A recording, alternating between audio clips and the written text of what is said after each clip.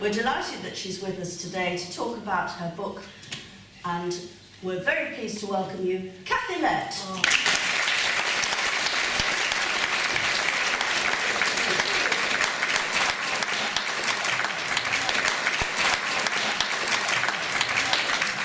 The one thing I'd never written about was the fact that I have a son on the autistic spectrum, and mainly because I didn't want to invade my son's privacy.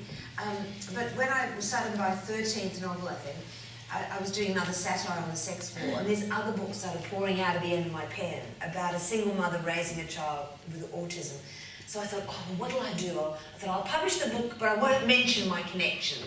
I'll just let it stand on its own two literary legs. But then a journalist asked me in Australia, was it true that I had a son with Asperger's? And I thought, I'm not going to lie, because if I lie, it looks as though I'm embarrassed of him. Of course, the opposite is true. I'm so proud of him. So I asked him, he was 21 then, what he thought about us coming out in public about his autism and our relationship and everything. And he said, he loves the book. He said that it's, in his words, it's a celebration of idiosyncrasies, eccentricities, and being different. So with his blessing, I did very tentatively sort of come out about what it's like raising a child with autism. And I'm so glad I have, of course, because one thing I've realised is it's always better to shine a light into a dark corner. You know, the letters I get every day from other parents saying, you know, thanking me for putting into words what their lives are like. And also it's helped to destigmatise the condition. You know, things like Curious Incident of the Dog in the Night Time, things like Silver Lining Playbook, anything that helps take away the stigma of any sort of mental illness or mental condition can only be a good thing. And I've made the book, so it's a romantic comedy, but it's got this dark undercurrent of the autism running through it, because I wanted to make it as accessible to as many people as possible. And if has anyone here got a child on the spectrum or know anyone with autism?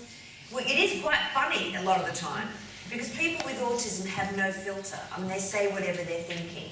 So that means socially, you sweat more than Paris Hilton doing a Sudoku, because you never know what they're going to say. And I mean, and I've used a lot of that humour in the book, and I'll just give a couple examples of what that's like, living with my son Jules. When he was about 13, I took him to Downing Street to some charity function, and I introduced him to Tony Blair. And Jules just looked at him and said, oh yes, you're the one my mother calls Tony blah, blah, blah. And I'm going,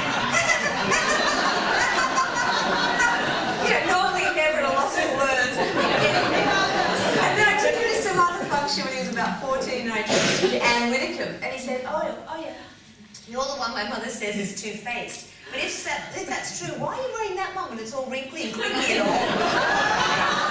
And you just think, is it too late to put him back in the condom vending machine? And I'll just tell you one more story that I think is quite funny, which I sort of used in the book too, when I don't want to go for gold in the name-dropping Olympics, but I had Hugh Jackman come in for dinner, okay? Every girl's wet dream. And Jules was about 13, I suppose, and I'm flirting for Britain. I mean, we're getting on so well. In my own mind, we've eloped and we're already living in the Caribbean. And then Jules came home, and I jumped up and hugged him and said, oh, hi, Jules. I said, darling, so lovely to see you. I said, oh, honey, you're growing a moustache. And he just scrutinised me and said, so are you, Mum? Look at all those hairs on your top lip. There's quite a few on your chin as well. And I'm like, it's like a contraceptive arriving, you know. So, you know, I tried to put a lot of that humour in the book, because, and all the mums and parents who write to me say, thank you for making it funny, because it's not all heartbreaking and harrowing. A lot of it is incredibly. What a lovely hour we've had. Thank you so much, Kathy.